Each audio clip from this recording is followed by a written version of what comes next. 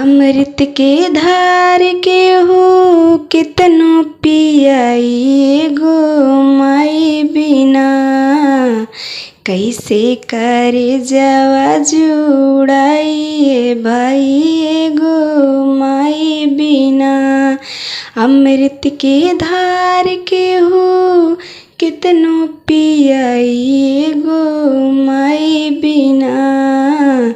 कैसे करे जवा जुड़ाई भाई गो माई बिना। करे एहसान माई दुनिया देखावेलू। बोले बतियावे औरी चले भी सिखावेलू। मिल जाई अन्न धन मिली सुख पूरा। माही के दुलार बिना सब कुछ अधूरा।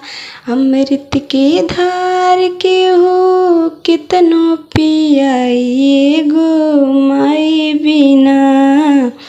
कैसे करे जवा जुड़ाई भाई गो माई बिना। नव माई कोखिया में रखलू सहेज के। दिहलू जन्मवा माई सारा सुख तेज के। कैसे गिनाई तोहर कितना उपकार बा। रोआ रोआ माई हो तोहार कर्जेदार बा। कैसे गिनाई तोहर कितना उपकार बा।